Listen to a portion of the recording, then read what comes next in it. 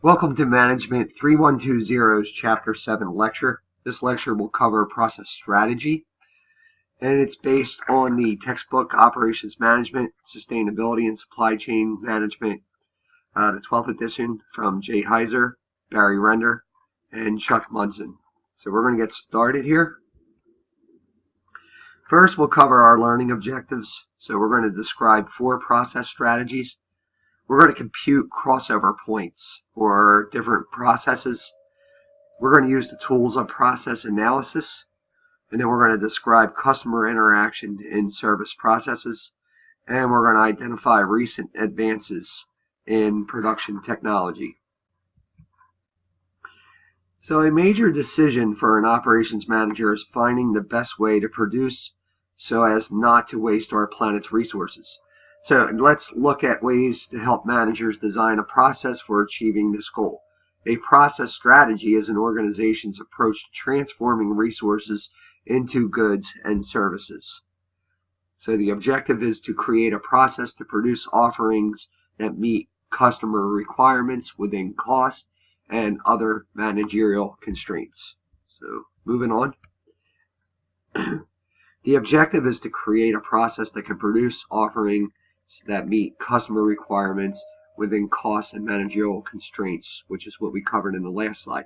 However, you also want to know that the process selected will have long-term effect on efficiency and flexibility production, as well as on cost and quality of goods produced. So your process strategies, how to produce a product or provide a service that, number one, meets or exceeds the customer's requirements, meets cost and managerial goals, and has long-term effects on efficiency and production flexibility and costs and quality. So virtually every good or service is made by using some variation of one of 4 process strategies. The first one is process focus. Second one is repetitive focus.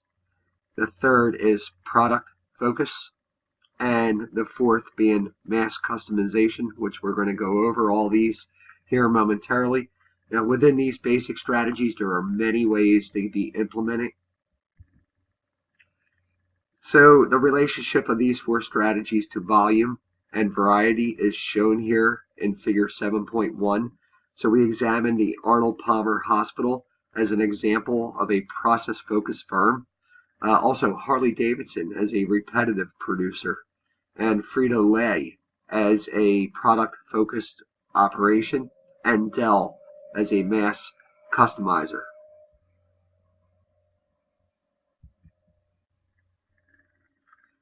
So the vast majority of global production is devoted to making low-volume, high-variety products in places called job shops. Such facilities are organized around specific activities or processes. So in a factory, these processes may be accounts payable, sales, and even payroll. In a restaurant, it may be the bar or the grill or maybe even the bakery. And such facilities are process focused in terms of equipment, the layout, and the supervision. So they provide a high degree of product flexibility as products move between the specialized processes, and each process is designed to perform a variety of activities and handle frequent changes. Now, consequently, there are also called intermittent processes, which means they are intermittent. So again, the process focus facilities are organized around specific activities or processes. There's general purpose equipment and skilled personnel involved, a high degree of product flexibility, and typically high costs and low equipment utilization. And product flows may vary considerably, making planning and scheduling a challenge.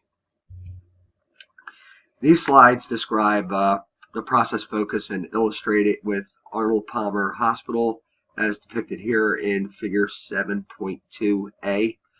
Now, in general, the product or customer going through a process-focused facility has no predefined flow. Any particular product or service may pass through a unique route through the system. Such systems, such as job shops or banks, end up with certain processes having long wait lines while other processes in the facility may be empty. Now, process-focused facilities have high variable costs with extremely low utilization of facilities. Facilities that tend to lend themselves to electronic controls can do somewhat better. Now, referring back here to figure 7.2a, now imagine a diverse group of patients entering Arnold Palmer Hospital, which is a process-focused facility to be routed to a specialized department, and they get treated in a distinct way and then exiting as uniquely cared for individuals. So it was like very specific to what their issue was. Now, repetitive processes use modules, and modules are parts or components previously prepared, often in a product-focused process. And the repetitive process is the classic assembly line, so widely used in the assembly of virtually all automobiles and household appliances. It has more structure and consequently less flexibility than a process-focused facility. So fast food firms are another example of a repetitive process using modules. And this type of production allows more customization than a product-focused facility or modules. For example, meat, cheese, sauce, tomatoes, onions are assembled to get a quasi-custom product, which would be a cheeseburger.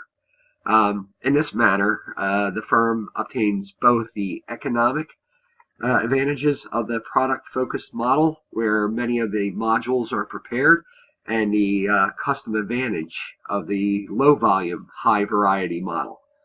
So remember, when it comes down to repetitive focus, facilities are often organized as assembly lines. They are characterized by modules with parts and assemblies made previously, and modules may be combined for many output options. And then you have less flexibility than process-focused facilities, but more efficient.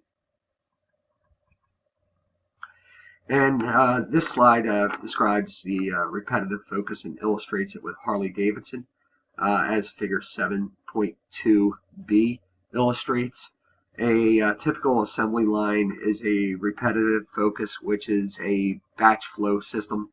Repetitive processes have some flexibility in creating output variety, but are limited by the variety of sub-assemblies that reach the assembly line.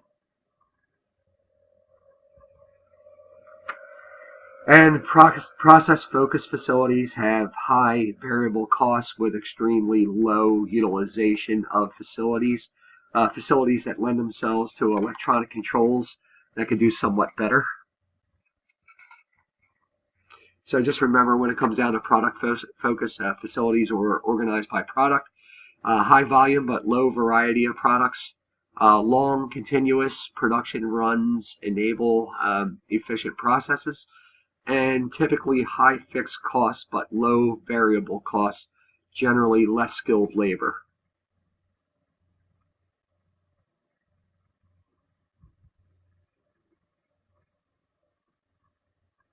And this slide describes product focus and illustrates it with Frito-Lay as the example, as seen here in figure 7.2c. Product-focused operations are often continuous flow systems, and they may run 24 hours per day, not stopping for changeovers or for weeks at a time. So product focus is all about creating very high volume in the most efficient way possible.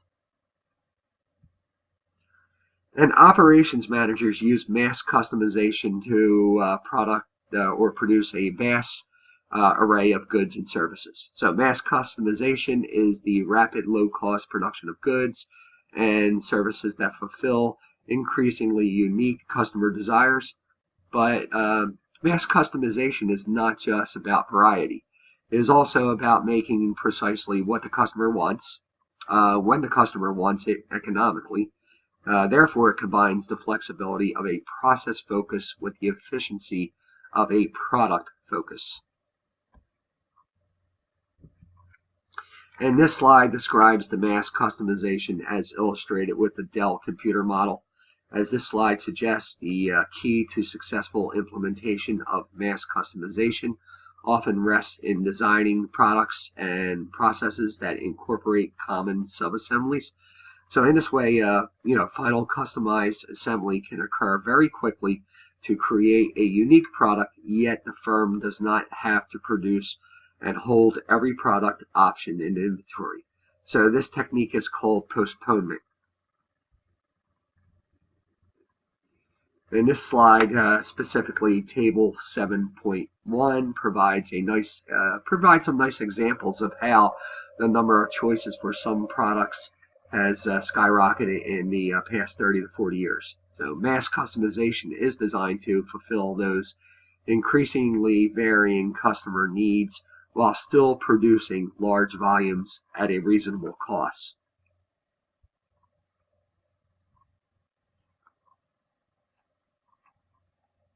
Just going to leave this up here for you to look at.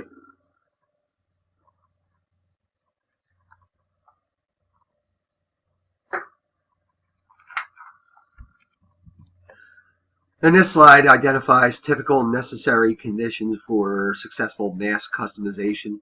Product design must be imaginative. Successful building to order designs include a limited product line and modules. And, process design must be flexible and able to accommodate changes in both design and technology. For instance, postponement allows for customization late in the production process. And then you have inventory management requires tight control. So to be successful with build to order, a firm must avoid being stuck with unpopular or obsolete components. And tight schedules that track orders and material from design through delivery are another requirement of mass customization. And responsive partners in the supply chain can yield effective collaboration.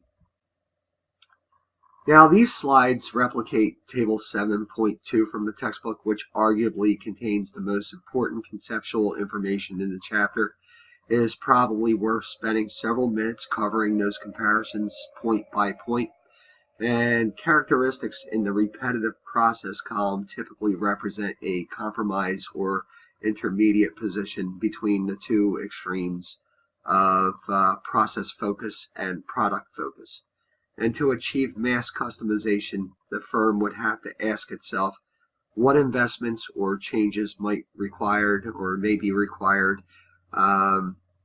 to move from its current strategy in column 1 and 2 or 3 to column 4. Okay?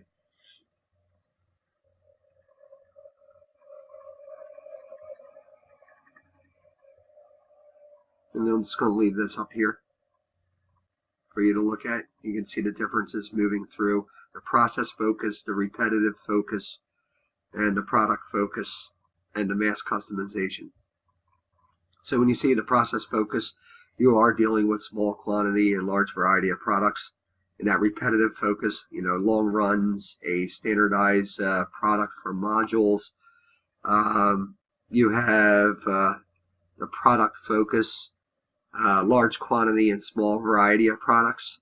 And then you have the mass customization, that's large quantity and large variety of products. And you can see it from organization to organization.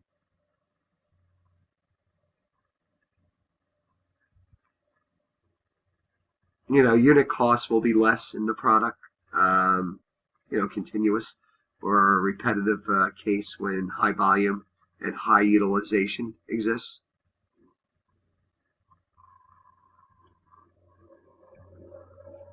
However, a low volume differentiated product is likely to be produced more economically under process focus. And mass customization requires exceptional competence in product and process design, scheduling, supply chain and inventory management. Proper evaluation and selection of the process strategies are critical.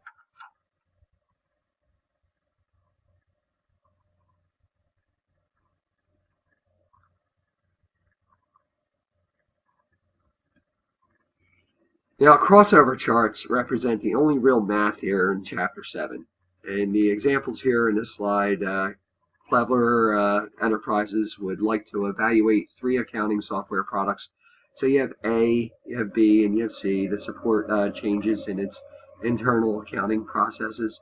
The resulting processes will have cost structure similar to those here, shown here in figure 7.3. The costs of the software for these processes are listed right here in our table. So our approach is to solve for the crossover point for software A and B, and then the crossover point for software B and then C.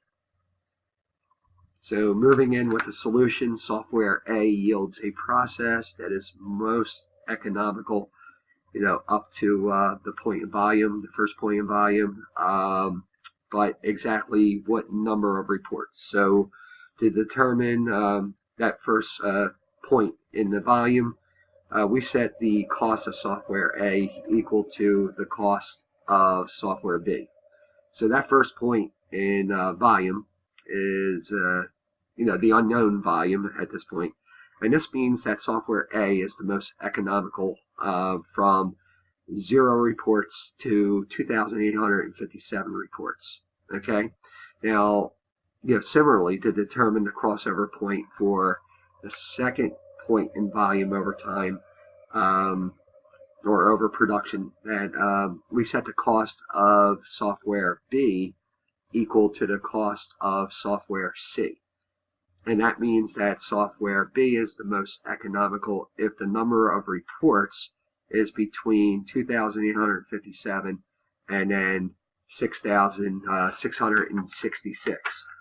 So, and you'll see that on the next slide where, A seemed that it was most economical, but it was at that point in time or at that point in production.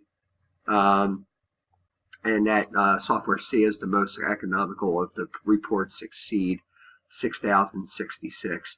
So when you can't really just hypothesize based on the first point in production where you're at in volume, that's necessarily going to be the most economically sound approach. So we're going to move on here to the next slide. And as you can see, the software and related process chosen is highly dependent on the forecasted volume. So this slide reproduces figure 7.3 from the textbook, which illustrates the concepts from the example. And if the fixed and variable costs of different production strategies can be accurately estimated, the crossover charts help to determine the ranges of volume for which each strategy is the cheapest. Okay, and you can see them here, where, process A, seemed great from the beginning, but then, look how it spikes up over time, or throughout production. And then look at process B, and you can see each respective point, and at what point each process is the most economically sound. So this is like you would integrate this in your strategic vision or your strategic plan. If you're looking for short-term wins, you know what process to go with. If you're looking for long-term gains, then you would have to use a crossover chart here to see actually which process would be the most economically sound. Now, focusing on processes implies a move towards specialization, limited the number of activities, products, or technologies. So focus is often a reason given why firms outsource so many activities, and the concept of focused processes sounds like the opposite of the goal of mass customization. In fact, it makes you think, which is better to strive for? Is it possible to have focused mass customization? Is it possible to have both?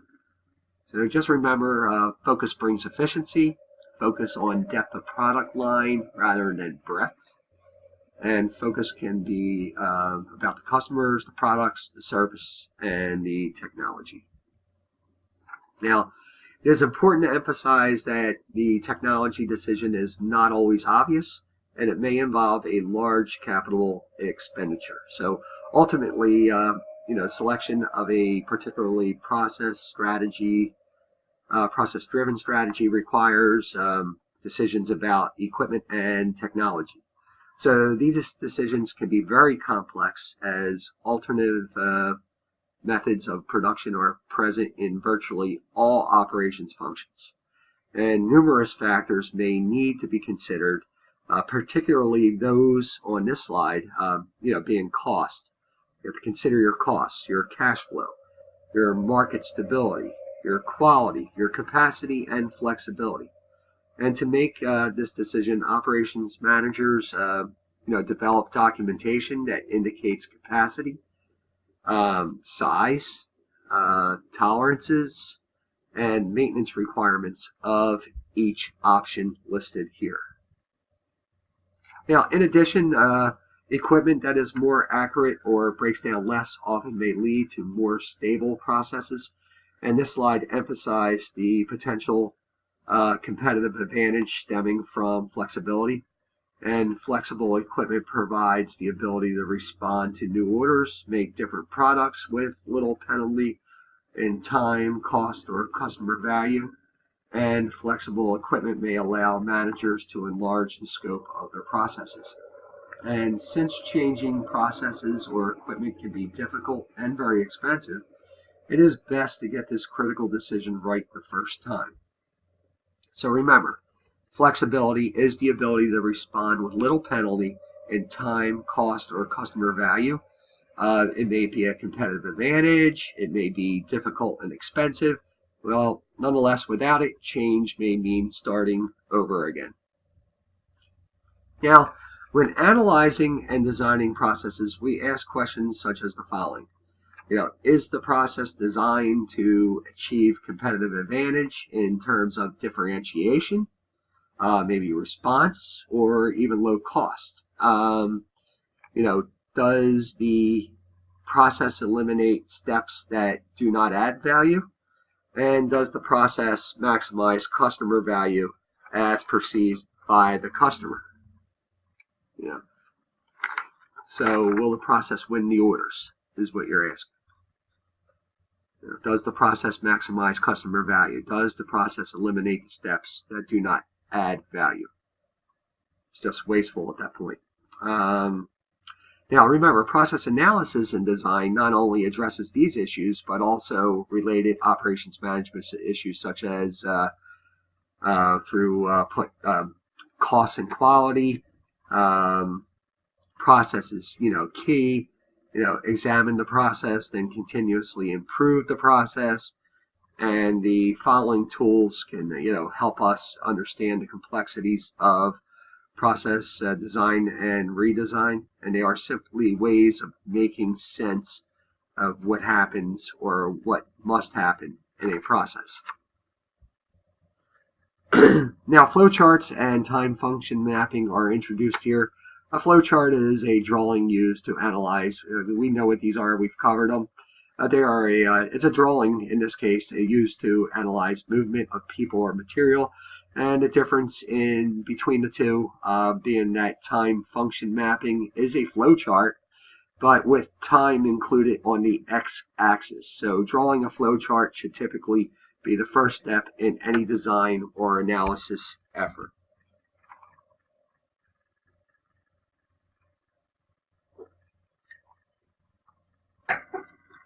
Now, the next two slides come from figure 7.4 of the textbook, illustrating that before and after time function map, the time function map used in the process improvement at American National Can Company.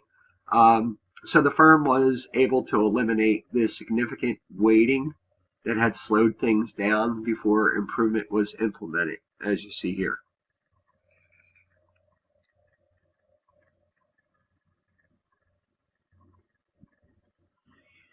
And in this example, substantial reduction in waiting time and process improvement in order processing contributed to a savings of 46 days in the end.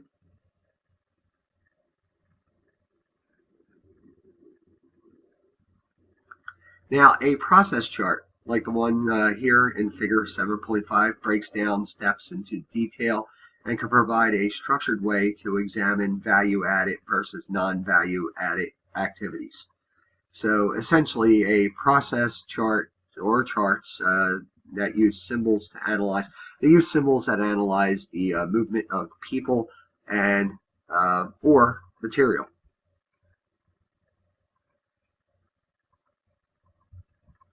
And a variation of time function mapping is value stream mapping, VSM. Is the acronym for that. However, value stream mapping takes an expanded look at where value is added and not added in the entire production process, including the supply chain. Now, as with time function mapping, the idea is to start with the customer and understand the production process, but value stream mapping extends the analysis back to suppliers. So again, value stream mapping is a process that helps managers understand how to add value in the flow of material and information through the entire production process.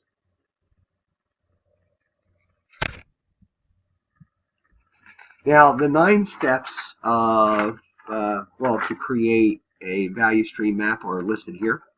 So first you begin with the symbols for customer, supplier, and production to ensure the big picture. Then next you're going to enter customer order requirements. Your third is to calculate the daily production requirements, enter the outbound shipping requirements and delivery frequency. And then your fifth step is to determine inbound shipping method and delivery frequency. Your sixth is to add the process steps, i.e. machine and assemble in the sequence left to right.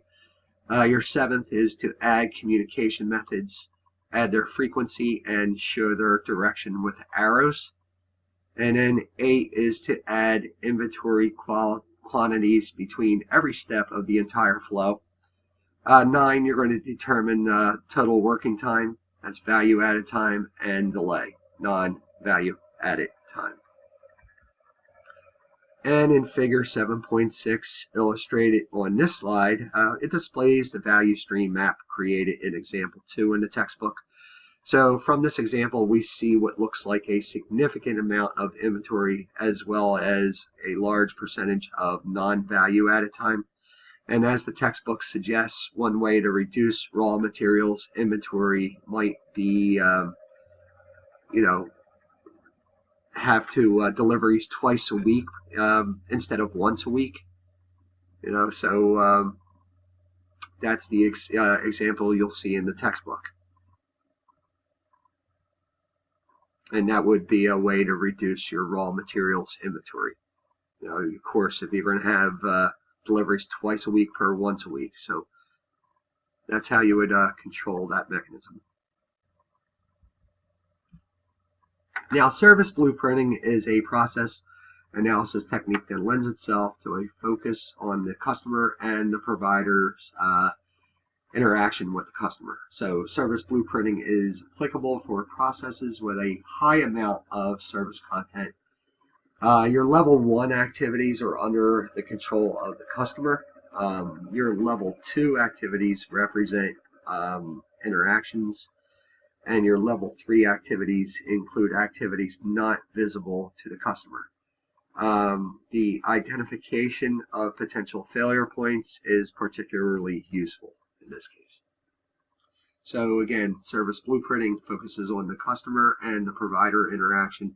It defines the 3 levels we just talked about of interaction, and each level has different management issues and identifies potential failure points.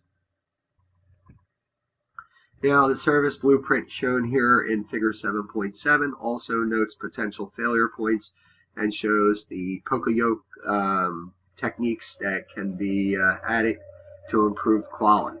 Remember quality, we covered quality last chapter, I believe. The consequences of these failure points can be greatly reduced if identified at the design stage when modifications or appropriate poka-yokes can be included. And a time dimension is included here in figure 7.7 to aid understanding, extend the insight, and provide a focus on customer service. Now, interaction with customers often, affects process performance adversely. But a service, by its very nature, implies that some interaction and customization is needed. Recognizing that the customer's unique desires tend to play havoc with the process, the more the manager designs the process to accommodate these special requirements, the more effective and efficient the process will be. Now, the trick is to find the right combination, right? So the 4 quadrants here of figure 7.8 in this slide provides additional insights on how operations managers modify service processes to find the best level of specialization and focus while maintaining the necessary customer interactions and customization. So the 10 operations management decisions that we spoke about in chapters 1 and 2, and we kind of touched on every appropriate chapter thereafter, are used with a different emphasis in each quadrant, which we will expand on more in the next 2 slides. Now, in the upper sections of mass service and professional service, where labor content is high, we expect the manager to focus extensively on human resources, and this is often done with personalized services requiring the high labor involvement and therefore significant personnel selection and training issues. Now, this is particularly true in the professional service quadrant. So remember, your mass service and professional service, labor involvement is high. There's a focus on human resources, and selection and training highly important. And then you have personalized services.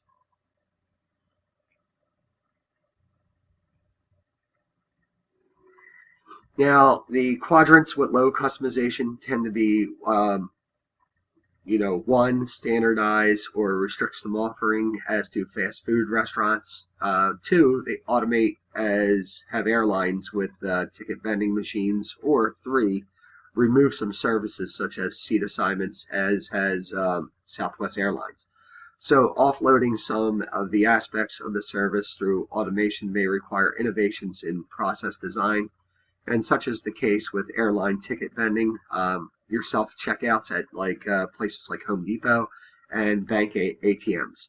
So this move to standardization and automation may also require changes in other areas such as added capital expenditure and new operation management skills for the purchase and maintenance of equipment. A reduction in the customization capability will require added strength in other areas. So your service process matrix, service factory and service shop, you have a automation of standardized services, restricted offerings, low labor intensity, responds well to process technology and scheduling, and there's tight control required to maintain the standards. We're going to go back here, because the customer feedback is lower in these quadrants with low customization. Tight control will definitely be required, and I want you to have that as your takeaway point to maintain the quality standards. And also remember, operations with low labor intensity may lend themselves particularly well to innovations in process technology and scheduling. And here in table 7.3, it shows some additional techniques for innovative process design in services. And your managers focus on designing innovative processes that enhance the service. So for instance, supermarket self-service reduces cost while it allows customers to check for specific features they want, such as freshness and color. And think about Dell Computer. It provides another version of self-service by allowing customers to design their own product right on the web. Customers seem to like this, and it's cheaper and faster for Dell. And we're continuing with table 7.3 here, representing the techniques for improving service productivity and including examples of each.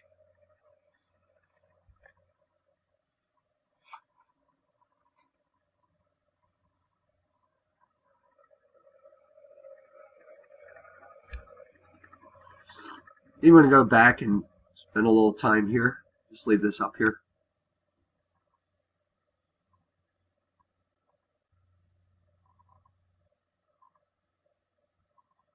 You can see how they all correspond with one another.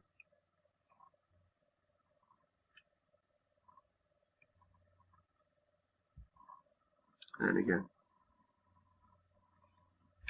Now, advancements in technology that enhance the production and productivity are changing. And they change how things are designed, made, and serviced around the world. In this section, I'm going to introduce 9 areas of technology. You have your machine technology. You have your automatic identification systems, or your AIS. Your process control, your vision systems, your robots, your automated storage and retrieval systems, which are your ASRS, and your automated guide vehicles, your flexible manufacturing systems, your FMS, and the computer integrated manufacturing, the CIM. Now, consider the impact on operations managers. They are combined and linked globally in a seamless chain that can immediately respond to changing consumer demands, supplier dynamics, and producer innovations. So the implications for the world economy and operations management are huge. So we're going to see how all these interconnect or interweave as we move on in these slides. So, much of the world's machinery performs operations by removing material, performing operations such as cutting, drilling, boring, milling. This technology is undergoing tremendous progress in both precision and control. Machinery now turns out metal components that vary less than a micron, or 1/76 the width of a human hair. That's pretty accurate.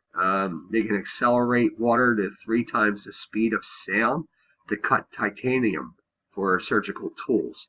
And such machinery is oftentimes more productive than that of previous generations while being smaller and using less power. And continuing advances in, let's say, like lubricants, for example, now allow the use of water-based lubricants rather than oil-based. Anybody here who works in machinery or tools, power tools that use lubricants know this.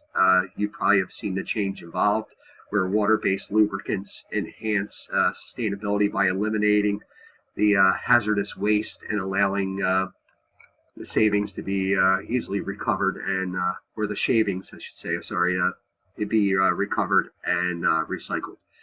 You have your computer intelligence.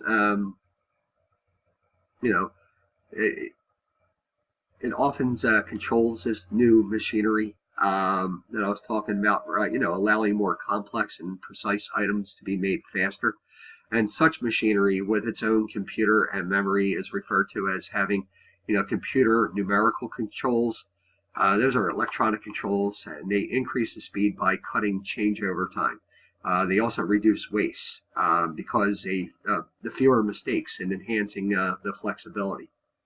So, this slide identifies the improvements that modern machine technology has introduced, especially when computer numerical control, or CNC, machines are employed.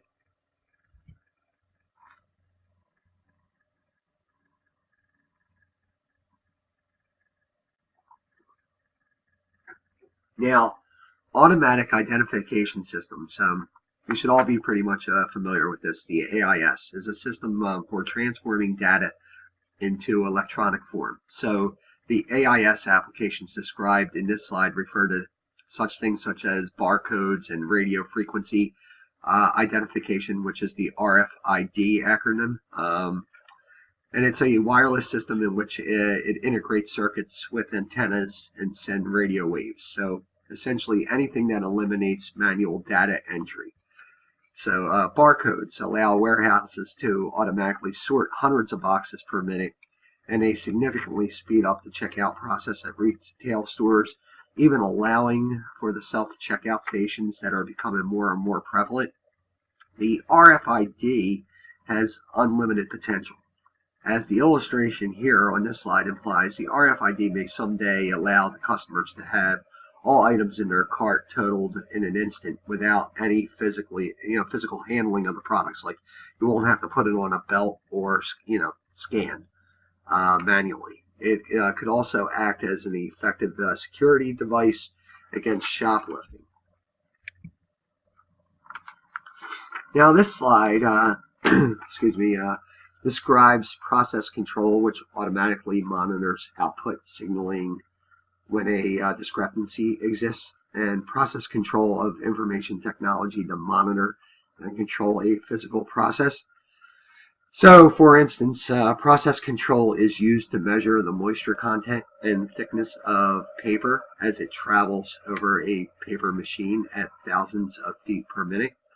And process control is also used to determine and control temperatures, pressures, and quantities in petroleum refineries, petrochemical processes, cement plants, steel mills, nuclear reactors, and other product-focused facilities.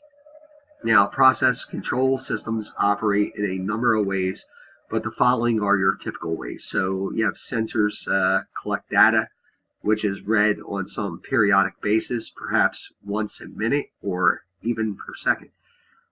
Measurements are translated into digital signals, which are transmitted to a computer. And you have computer programs read the file and analyze the data. And then the resulting output may take numerous forms. And these include messages on computer consoles or printers, signals to motors to change value settings, warning lights or horns, or statistical process control charts.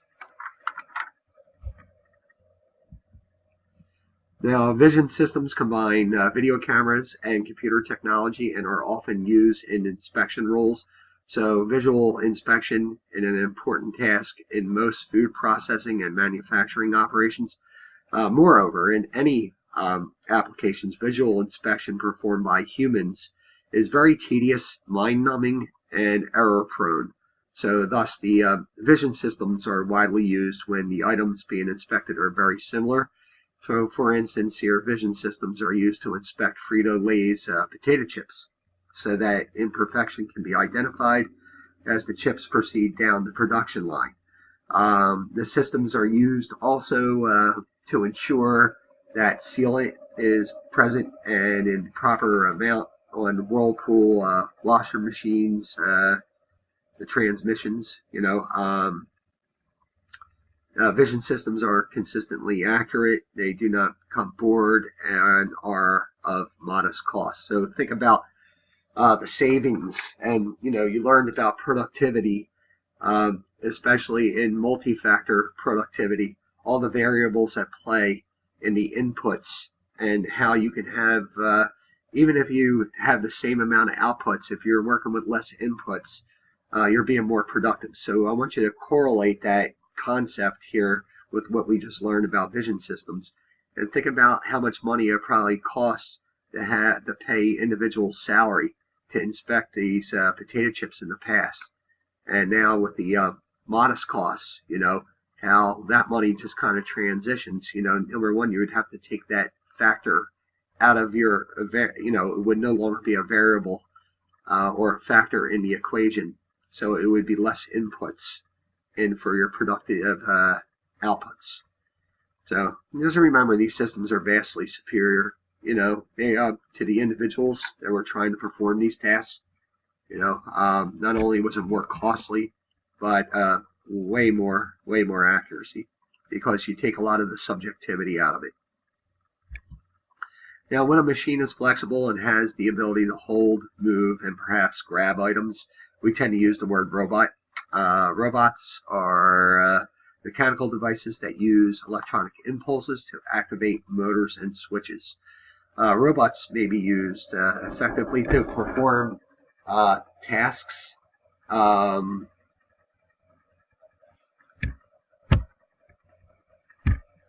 Just going to put you on hold here a minute. And I'm back. Sorry about that. Had a knock at the door. The automobile industry, for example, they use robots to do virtually all welding and painting on automobiles. And a new, more sophisticated generation of robots are fitted with sensors and cameras that provide enough dexterity to assemble, test, and pack small parts. Remember, robots may be used effectively to perform tasks that are especially monotonous or dangerous, or those that can be improved by the substitution of mechanical for human effort. And such is the case with consistency, accuracy, speed, strength, or power can be enhanced by substitution of machines for people. Okay. So robots are your mechanical devices that use electronic impulses to activate motors and switches. Robots may be used effectively to perform tasks that are especially monotonous or dangerous, or those that can be improved by the substitution of the mechanical for the human effort. That's what you want to remember.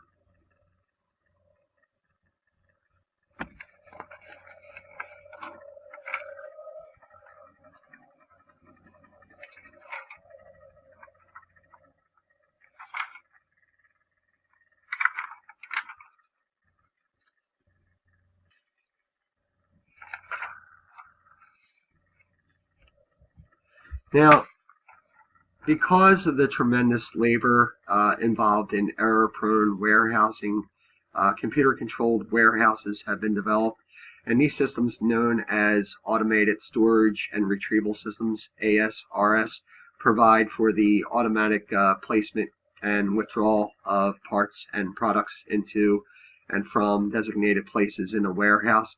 And such systems are commonly used in distribution facilities of retailers such as Walmart, Tupperware, and Benetton. These systems are also found in inventory and test areas of manufacturing firms. And your automated material handling can take the form of monorails, conveyors, robots, or automated guided vehicles. Your automated guided vehicles, or your AGV, is the acronym, are electronically guided and controlled carts used in manufacturing and warehousing to move parts and equipment. They are also used in agriculture to distribute feed, in offices to move mail, and in hospitals and jails to deliver supplies and meals. Now, when a central computer provides instructions to each workstation and to the material handling equipment such as robots, your ASRs, and your AGVs, as just noted, the system is known as an automated work cell, or more commonly, a flexible manufacturing system. And FMS is the acronym. And FMS is flexible because both the material handling devices and the machines themselves are controlled by easily changed electronic signals, or computer programs. And operators simply load new programs as necessary to produce different products. And the result is a system that can economically produce low volume but high variety.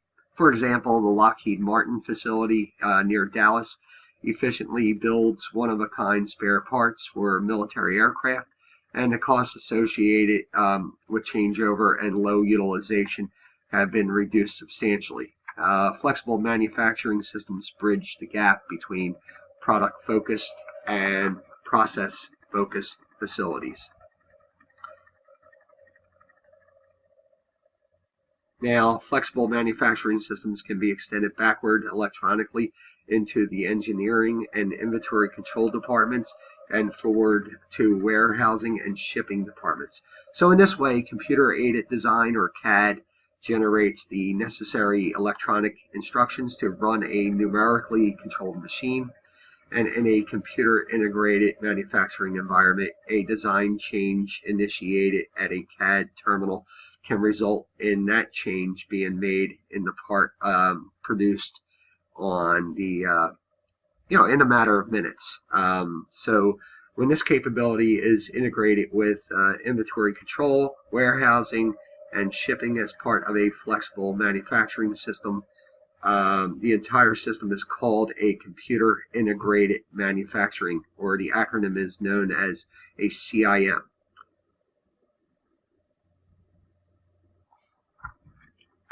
Now, this slide, specifically figure 7.9 here, provides a nice example of the possibilities of a computer integrated manufacturing, or a CIM.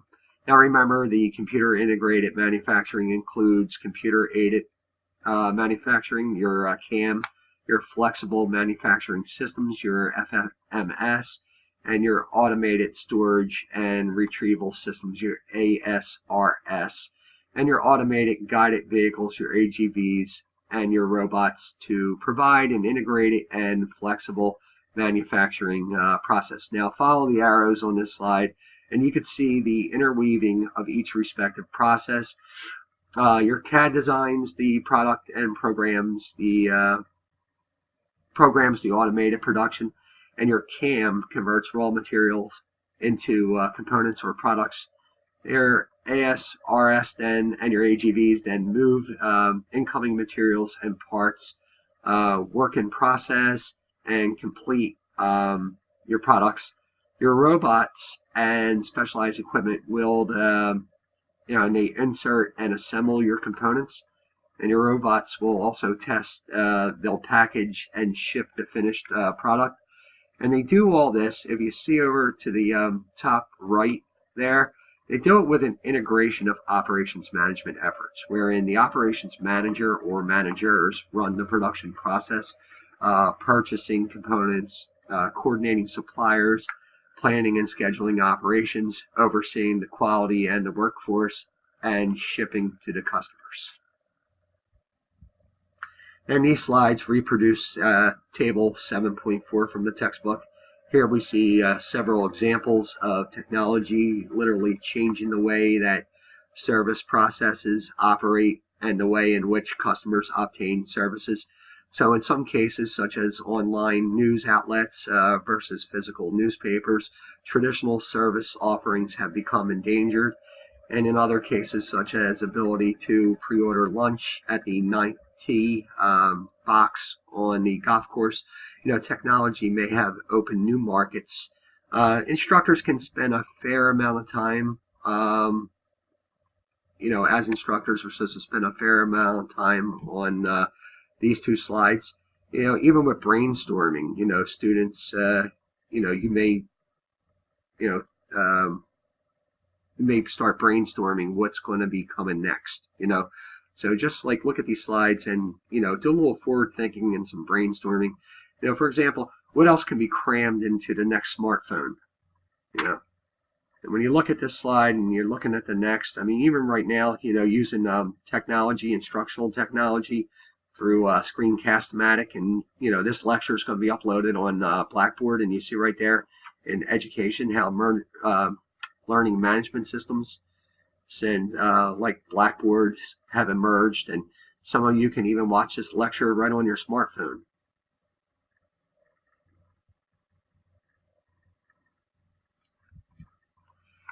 And just as we've seen rapid advances in technology in the manufacturing section, we've all seen dramatic changes in the service sector.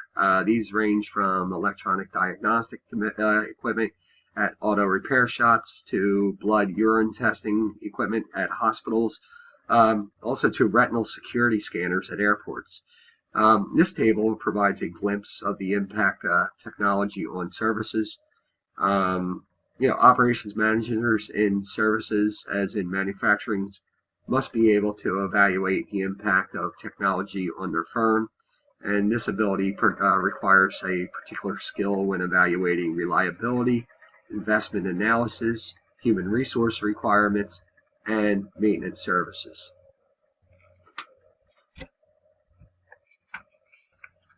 Now, A few years ago, the hot catchphrase for a process redesign was business process reengineering. Whatever the term, every once in a while, a process should be re-examined to see if it remains the appropriate vehicle for producing the product or providing the service. Now, such examination may be spurred by new products or product mixes, changes in competitive priorities of the company, changes in volume of demand, poor performance, new technology, changes in the cost or availability of inputs, or perhaps new legislation or regulation. So as humans seem to get attached to familiar process redesign is often easier said than done. So sometimes a consultant or other objective set of eyes may be needed to break down certain processes to bring about dramatic improvements in performance. So remember, process redesign is the fundamental rethinking of business processes to bring about dramatic improvements in performance. Now, this concludes the Chapter 7 lecture. Please check all the expectations and deliverables associated with this chapter, and I will see you in Chapter